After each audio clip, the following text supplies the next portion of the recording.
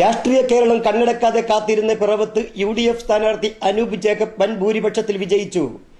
UDF കേന്ദ്രങ്ങളെപ്പോലും അമ്പരിപ്പിച്ചുകൊണ്ട് 12,070 വോട്ടിന്റെ മികച്ച ഭൂരിപക്ഷത്തിലാണ് അനൂപ് തിരഞ്ഞെടുക്കപ്പെട്ടത്.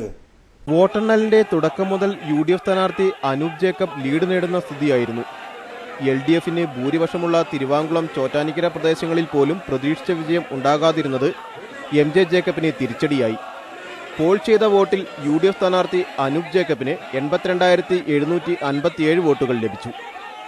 LDF സ്ഥാനാർത്ഥി MJ ജേക്കബിന് 70,686 വോട്ടുകളാണ് ലഭിച്ചത്. BJP സ്ഥാനാർത്ഥി KR രാജഗോപാലിന് 3,241 വോട്ടുകൾ മാത്രമാണ് ലഭിച്ചത്.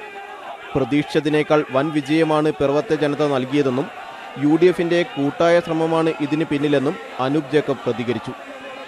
ആദ്യ മിനിറ്റുകളിൽ LDFന് അനുകൂലമായിരുന്ന ലീഡ് നില പെട്ടെന്ന് മാറിമറിയുകയായിരുന്നു. വോട്ടെണ്ണൽ പകുതിയോളം എത്തിയപ്പോൾ തന്നെ അനൂപ് ജേക്കബിന് വ്യക്തമായ മേൽക്കൈ ലഭിച്ചിരുന്നു. ഇതോടെ UDF പ്രവർത്തകർ ആഹ്ലാദ പ്രകടനങ്ങൾ ആരംഭിച്ചു. LDFന് അനുകൂലമായ പഞ്ചായത്തുകളിൽ പോലും UDF മുന്നേറ്റം കൈവരിച്ചുവെന്നതും ശ്രദ്ധേയമാണ്. 90% വോട്ടുകൾ എണ്ണിക്കഴിഞ്ഞപ്പോൾ അനൂപ് ജേക്കബിന്റെ ഭൂരിപക്ഷം 10,000-ന് മേൽ കടന്നു. കഴിഞ്ഞ തെരഞ്ഞെടുപ്പിൽ TN ജേക്കബിന് 157 ഭൂരിപക്ഷം കുറഞ്ഞത് LDFൽ വൻ പ്രതീക്ഷ വളർത്തിയിരുന്നു. പണവും അധികാരവും ഉപയോഗിച്ച് നേടിയ വിജയമാണിതെന്ന് LDF സ്ഥാനാർത്ഥി MJ ജേക്കബ് പറഞ്ഞു. എല്ലാ ജാതി മത ശക്തികളും LDFന് എതിരായി നിന്നെന്നും MJ ജേക്കബ് പ്രതികരിച്ചു. എനിക്ക് വോട്ട് ചെയ്ത ജനങ്ങൾക്ക് പ്രത്യേകിച്ച് നന്ദി പറയുന്നു. സഹകരിച്ച എല്ലാവർക്കും ഒരിക്കൽ കൂടി നന്ദി പറഞ്ഞു.